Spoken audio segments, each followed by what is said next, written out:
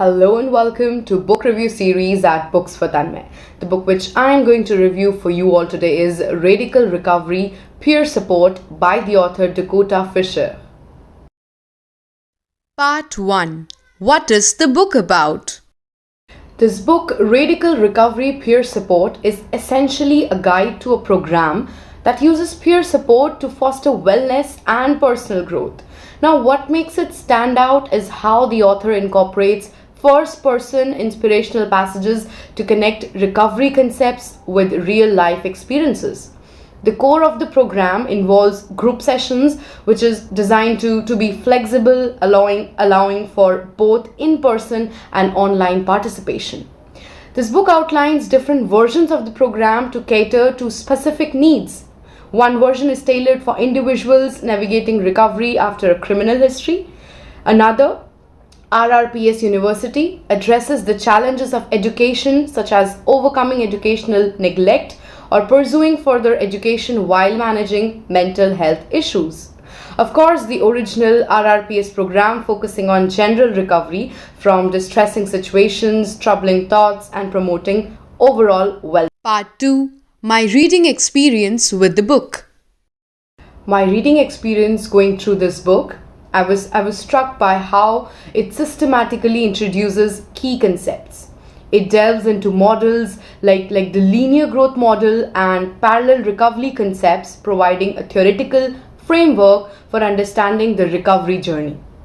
This book also emphasizes the 9 recovery fundamentals, which are core principles like honesty, trust, acceptance, hope, personal responsibility, and self advocacy. What's interesting is that the book explains how each group using the program approaches these concepts and fundamentals in a unique way.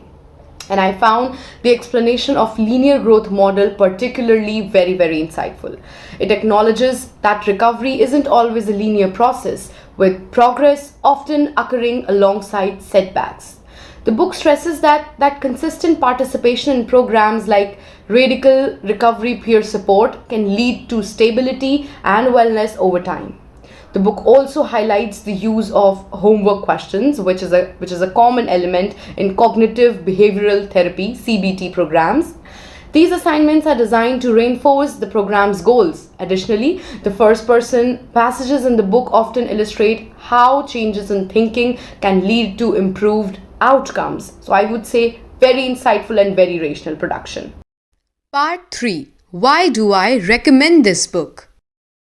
I would recommend Radical Recovery Peer Support to anyone interested in the power of peer support in the recovery process.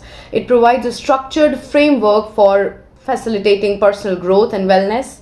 The book's strength lies in its practical approach, combining theoretical knowledge with personal narratives and actionable tools. It offers valuable insights for those working directly with individuals in recovery or seeking to implement peer support programs. So, guys, if you are looking for a resource that emphasizes the importance of connection, understanding, and personal empowerment in the journey of recovery, then Radical Recovery Peer Support is a worthwhile read, I would say.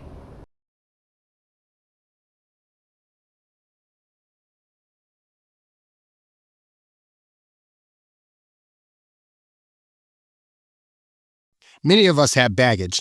In recovery, we may resist new healthy behaviors and thoughts. This may often stem from a lack of honesty about 3 factors. Number 1, that we've been hurt. Number 2, that we have hurt ourselves or others. And 3, the nature and the severity of the hurt. It is important to acknowledge if we are not honest with ourselves about how we have been hurt ourselves or others, or the severity, we may repeat unfavorable experiences. Personally, when it comes to honesty, I find that it's one of the best ways to make human connection. If we're dishonest, we are betraying connectivity. Honesty is also the foundation of trust. If we are honest, we can build trusting relationships that we can rely on and where others view us as people who can be relied on. With honesty, we can also acknowledge things that might be holding us back rather than ignoring them and staying stuck. In this program, everything starts with honesty, but we still have a long way to go after that. Hi, I'm Todd, and I wanted to talk with you about trust. It's important to remember that there are different levels of trust. We can have trust in a specific person or people in the systems we're in, such as our government's legal system or system of wellness or therapy, and self-trust, trusting that we have our own best interest in mind. Within these is determining who we can rely on, who we cannot, and what we can share with others. Here's a tip for self-disclosure, which is critical to building relationships. It is important to remember that we never need to share something that would make us uncomfortable. There's more that we can share with others rather than something that would make us uncomfortable. It's different to share things we want to keep private versus our hopes, goals, and stresses. There's no guarantee that what we say will remain confidential. For me, trust is something that sets the tone of what I can expect from other people. Without trust, I would have less expectation that things would work out in the way I intended them to. Hope is the belief that expectations will materialize. Without trust, I think there would be less hope in the world. I want to discuss with you the power of recovery planning and what it is. It's a very important part of the Radical Recovery Peer Support Program. Recovery planning is self-determined but often includes friends and family, supporters, or community leaders. Recovery planning is done with the collaboration of individuals involved and utilizes recovery capital. A recovery plan is based on self-determination, identifies strengths of the individual, and takes inventory of recovery capital, identifies goals, challenges, action steps, and date of completion. May involve support from others and connection to community resources and leadership.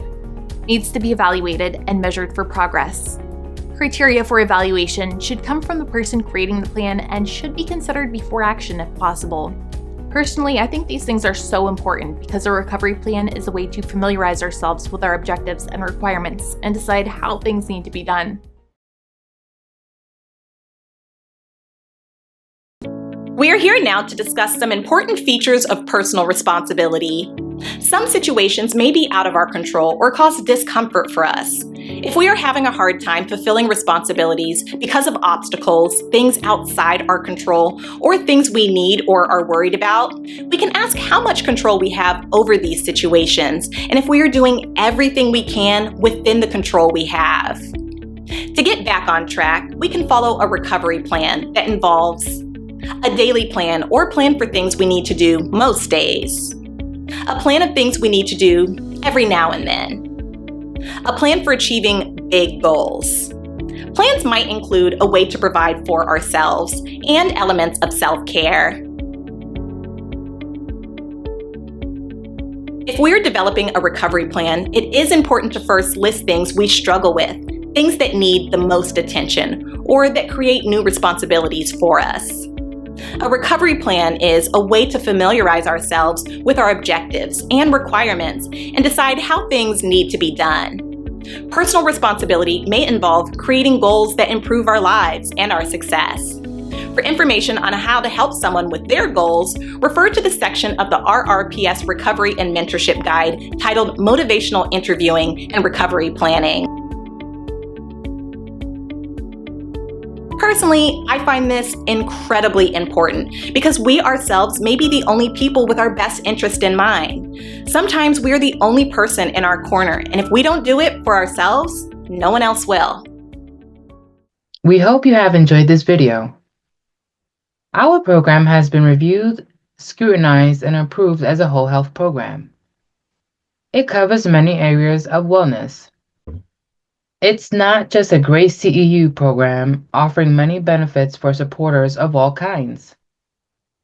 It is a program that can be used with the people we serve for their personal growth and wellness. Please respond with your email and/or phone number so we can get you enrolled. As part of our study to have the program proven as evidence-based, we are offering the next 1,000 participants a chance to participate for hundreds of dollars below the traditional cost of comparable CEU programs. The cost for 15 hours of CEUs is $100. We also have other upcoming opportunities for CEUs in our growing list of training programs. Reach out to find out more. Our Florida approved education provider number is 5525-SS. We are accepted or approved in other states too, such as Pennsylvania. Thank you, and we hope to hear from you soon.